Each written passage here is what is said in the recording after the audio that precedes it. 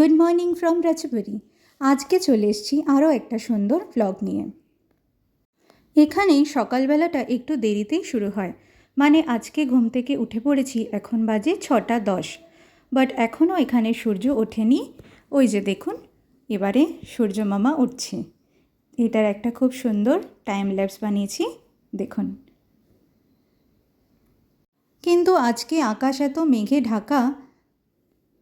এবার শুরু করা যাক, আজকে রান্নাটা এবার শুরু করা যাক। প্রথমে আমি নিয়ে নিয়েছি কাজু বাদামগুলো, এতে আধা চামচ পোস্ত দিয়ে আগে একটু পেস্ট বানিয়ে নেব। বেশ কিছুক্ষণ এই কাজু আর পোস্তর পেস্টটা ভিজিয়ে রেখেছিলাম। এবার আমি তো সকালে এর মধ্যেই দিয়ে দিই আদা, রসুন, লঙ্কা আর পেঁয়াজ দিয়ে আমি পেস্টটা একবারেই বানিয়ে ফেলি। চলুন পেস্টটা বানিয়ে নিয়ে আসি। এবার রেসিপিটা শুরু করা যাক।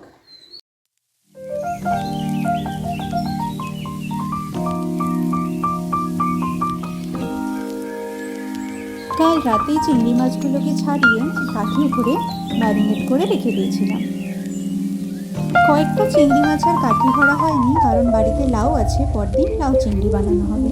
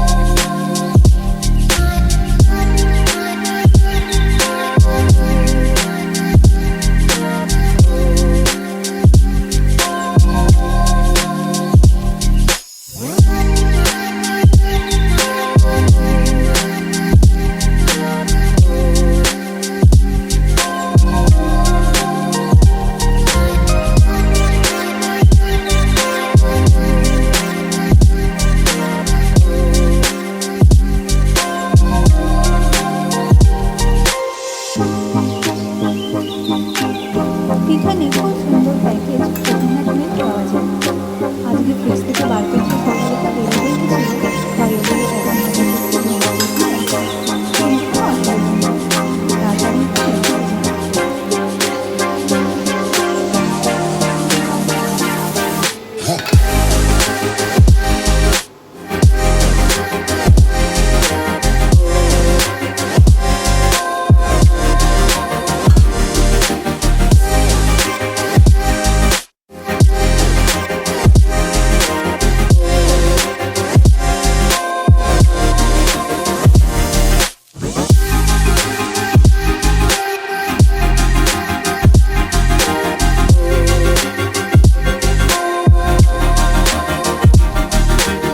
এবারে মালাইকারিটা রান্না হতে দিয়ে চটপটের দিকে রুটিটা বানিয়ে ফেলা যাক।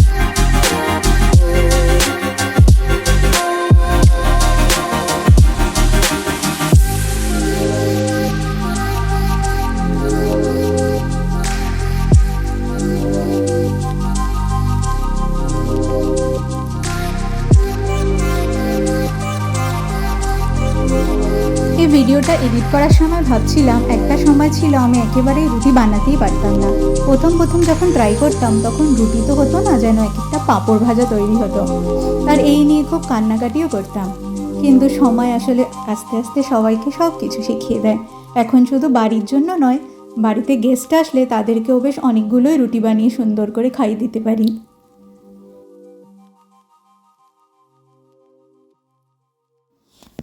রান্না হয়ে গেলে তারপর সাথে সাথে জায়গাটা পরিষ্কার করে নিলে যেন কাজটা আরও তাড়াতাড়ি হয়ে যায়, পড়ে থাকলে যেন পড়েই থাকে।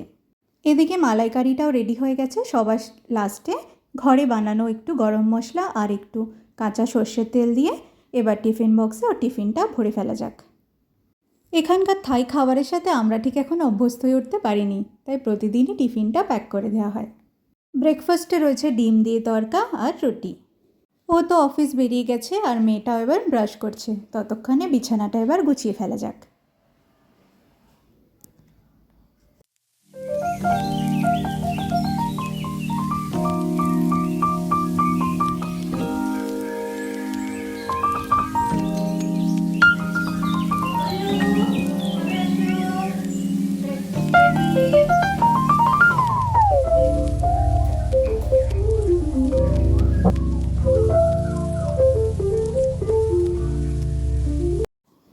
ব্রেকফাস্ট করার পর ঘর ঝাড়ু পোছা করতে লেগে পড়েছিলাম, তারপর স্নান টান করে নিয়ে এবারে হচ্ছে আমাদের লাঞ্চের টাইম।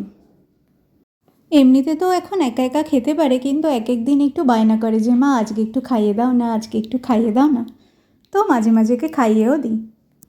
দুপুর হোক বা রাতে খাবার টাইমে আমাদের তারক মেহতা দেখা ফিক্সড। লাঞ্চ সেরে নিয়ে একটু টিভি দেখছিলাম, তারপর একটু বিকেল হতেই এবার পালা হচ্ছে গাছে জল দেওয়ার।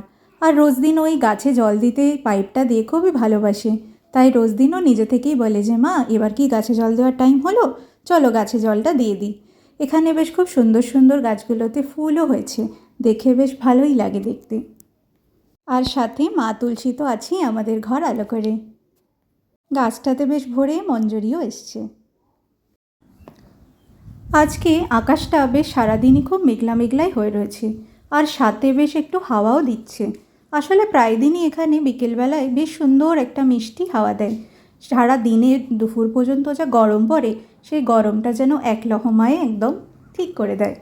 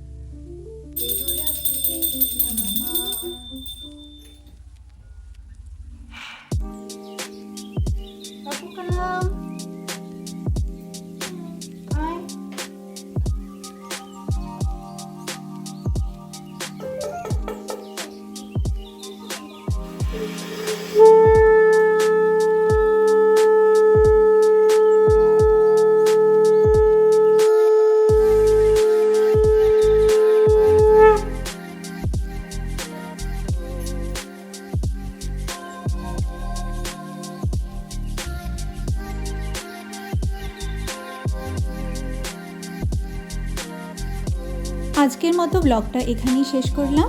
ব্লগটা যদি ভালো লেগে থাকে তাহলে লাইক, শেয়ার আর সাবস্ক্রাইব করার অনুরোধ রইল। যদি নতুন বন্ধু হয়ে থাকো তাহলে প্লিজ সাবস্ক্রাইব করে দিও। Thank you so much.